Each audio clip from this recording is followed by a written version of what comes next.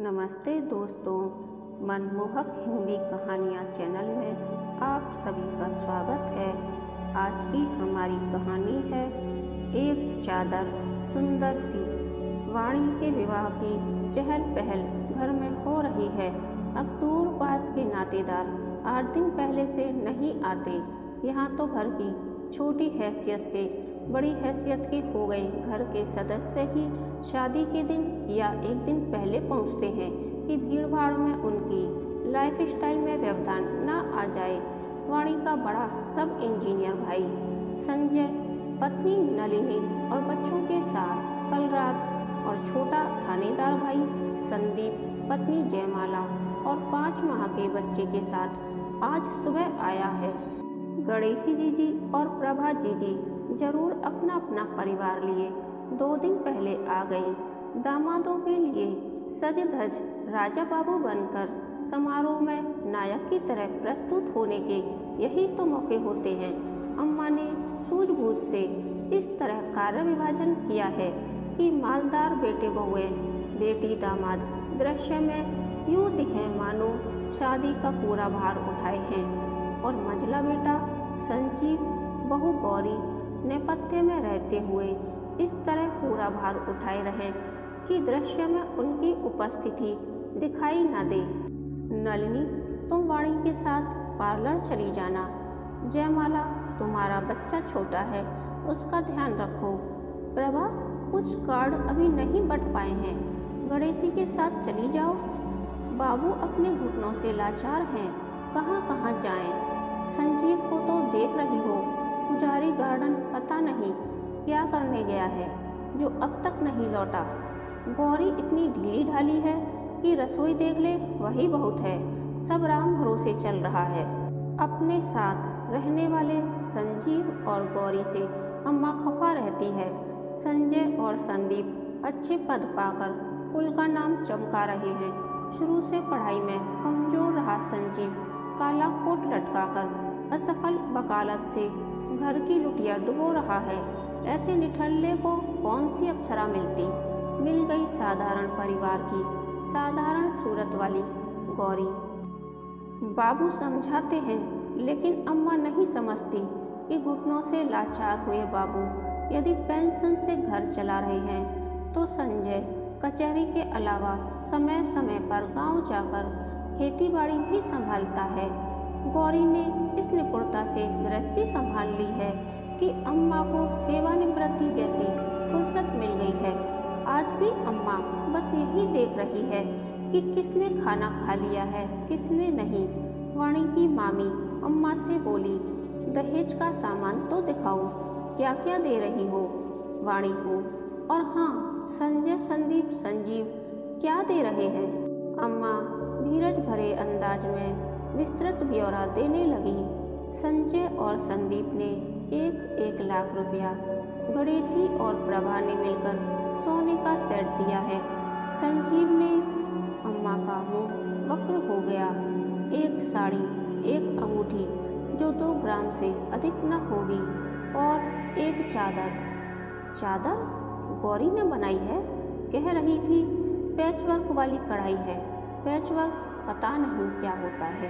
वाणी की बुआ जानती है कि अम्मा संजीव और गौरी को निकम्मा सिद्ध करने का कोई मौका नहीं चूकती। बुआ ने अम्मा का विरोध किया, जो बन पड़ा बेचारे ने कर दिया। मैं तो जब से आई हूँ दोनों को फुर्सत में नहीं देखा। संजीव बाजार दौड़ रहा है, गौरी रसोई संभाल रही है। ये लोग यहाँ रहते हैं इसलिए जानते हैं कैसे क्या करना है, गजब नहीं कर रहे हैं। कहते हुए अम्मा ने प्रसंग बदल दिया।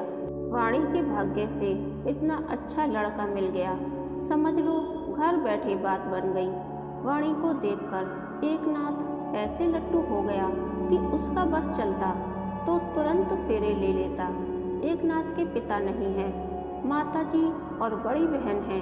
बहन बाल बच्चेदार है, भगवान से मनाते हैं वाणी राजी खुशी विदा हो। अम्मा साफ छिपा गई कि संजीव के साथ गौरी अपने ननिहाल मामा की बेटी की शादी में गई थी। एकनाथ वहाँ मिला। गौरी ने उसका मोबाइल नंबर ले लिया। लौटकर संजीव ने बाबू को सूचित किया, बाबू एकनाथ से बात करो, मैं उसका सेल नंबर ले आया हूँ। बाबू को लगा संजीव सपना दिखा रहा है। संजीव छोटी मोटी नौकरी वाले लड़के के पिता लाखों का दहेज मांगते हैं। एकनाथ मजिस्ट्रेट है, 50 लाख मांगेगा। मेरी हैसियत तुम जानते हो। बाबू, वाणी सुंदर है, अंग्रेजी में मास्टर्स किया है, हो सकता है बात बन जाए। नहीं बनेगी तो कोई बात नहीं, बात तो करो। मैं एकनाथ को कॉल करता हूँ, लो बात करो। चमत्कार कहें, संयोग या वाणी का सौभाग्य, एकनाथ अपनी माताजी और बहन श्यामा को लेकर जीप गाड़ी में वाणी को देखने इस तरह आ पहुँचा जैसे बाबू के न्योते की प्रतीक्षा कर रहा था। माताजी ने बातों बातों में कह दिया, एकनाथ को बहुत आधुनिक नहीं, घर परिवार को महत्व देने वाली लड़की चाहिए। अम्मा हुलहुला गई। गौरी के हुनर को वाणी का हुनर घोषित कर दिया। हाँ, ये कुशन वाणी ने बनाए। मठरी, हाँ वाणी ने। खाना वाणी ने। खाकर बताएं कैसा है। वाणी पसंद कर ली गई। दान दहेज की मांग नहीं, विवाह की तिथि तय हो गई। संजीव और गौरी प्रबंध में लग गए, जो वाणी की विदाई तक लगे रहे। वाणी को जिस लंबे कमरे में बैठाया गया था, उसी में एक और दहेज के सामान के साथ कार्टन में अचार की बरनियां रखी थी। श्यामा ने पूछ लिया, वाणी, इतने तरह के अचार किसने बनाए? गौरी ने। वाणी हड़बड़ा गई। श्यामा गौरी को कैसे जानती है? गौरी को तो हमेशा पीछे रख नलिनी और जयमाला को आगे किया जाता है कि संपन्न परिवार की हैं। शादी में यही दोनों आगे दिख रही थी। वाणी संकोचवश न पूछ सकी, दीदी आप गौरी को कैसे जानती हैं? आम के अचार की बरनी खोलकर खुशबू सूंघते हुए श्यामा बोली, गौरी बहुत बढ़िया अचार बनाती है। सिंघाड़े का, हल्दी की गांठ का, सेब, आलू, सूरन, कटहल, उसका बस चले तो घास फूस का भी बना डाले। अच्छा, तुम्हारा खाना भेजती हूँ। खाना खाकर वाणी सो गई। सांझ ढले श्यामा ने जगाया, वाणी तुम्हारा कमरा तैयार कर रही हूँ, बिछाने के लिए चादर दो। वाणी ने बैग खोला। 3 चादरों में श्यामा को गौरी की बनाई चादर अच्छी लगी। आसमानी रंग की चादर में पेचवर्क कर गाढ़े नीले रंग के कपड़े के सुंदर फूल टाँके गए थे। इसे बिछा देती हूँ, एकनाथ का फेवरेट कलर है, बुटीक से खरीदी, गौरी भाभी ने बनाई, बहुत सुंदर है। वाणी को सुहाग कक्ष में ले जाया गया। सुहाग सेज पर बड़ी शान से आसमानी चादर बिछी थी। एकनाथ नहीं समझ पा रहा था बात किस तरह शुरू करे। चादर मानो बात करने की प्रेरणा बन गई। बड़ी सुंदर चादर है, श्यामा दीदी बता रही थी, गौरी ने बनाई है। वाणी चकित हो गई। एकनाथ भी गौरी को जानते हैं? ये लोग उन्हें इतना कैसे जानते हैं? भाभी ने नहीं बताया, इन लोगों से परिचित है। बता देती तो बातों को समझने में आसानी हो जाती, पर उनके पास इतना विवेक नहीं है। वाणी भूल रही थी, गौरी को कुछ बताने पूछने का मौका नहीं दिया जाता। वह चुप रहकर सबकी सुनती रहती है। वाणी ने धीमे स्वर में कहा, हाँ भाभी ने बनाई है। गौरी कहाँ अंतर्ध्यान थी, 1-2 बार ही दिखी है। तुम्हें देखने आया था, तब भी बैठक में नहीं आई। कम पढ़ी लिखी है, लोगों से मिलने में झिझकती है। अच्छे नंबर लाती थी।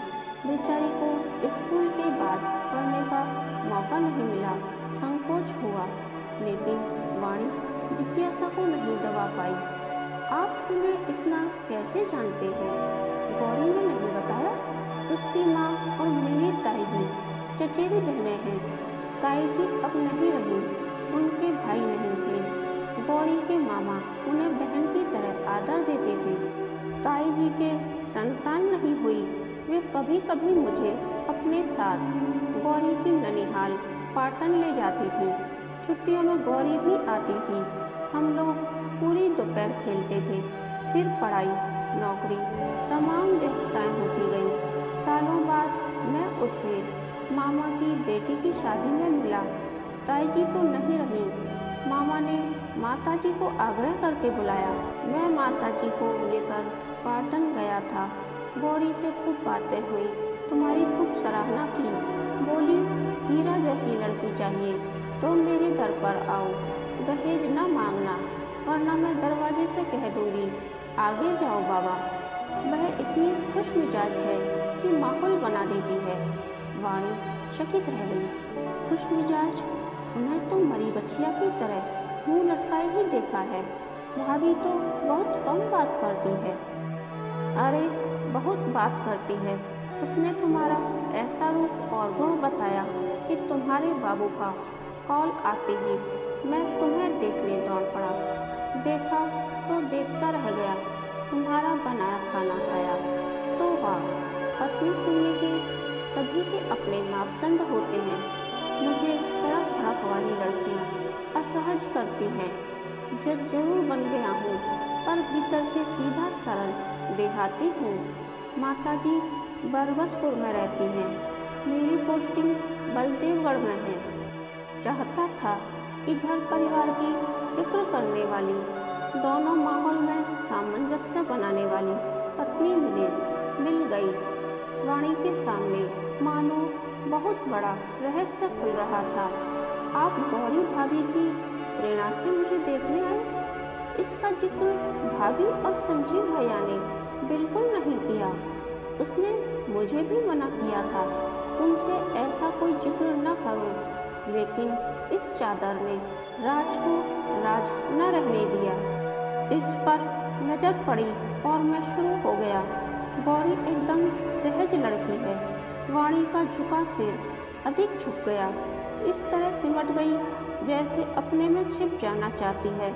एक नाथ से क्या कहे, जिस गौरी को आप सहज लड़की मान रहे हैं, उनसे मेरे घर में कोई भी प्रसन्न नहीं है।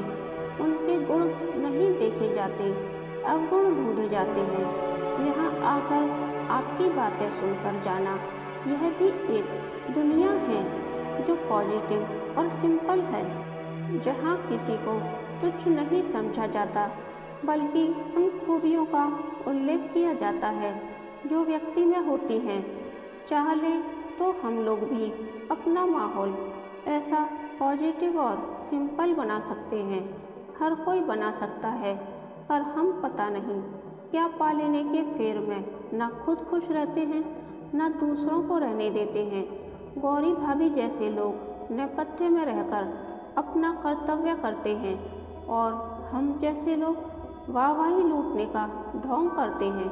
वाणी ग्लानि से भर गई। एकनाथ का ध्यान उसकी अवस्था पर गया। इतना बोल रहा है, निरंतर बोल रहा है, कभी गौरी कभी चादर की बात कर रहा है, लेकिन यह नहीं पूछ रहा कि वाणी कैसा महसूस कर रही है, कितनी घबराई हुई लग रही है। अरे बाबा, दुल्हन बहुत नई है, अपने अलावा कुछ सुनना नहीं चाहती होगी। वह वाणी के समीप खिसक आया। क्या सोच रही हो प्राणनाथ, यह क्या ले बैठे? इस चादर ने सब गड़बड़ कर दिया।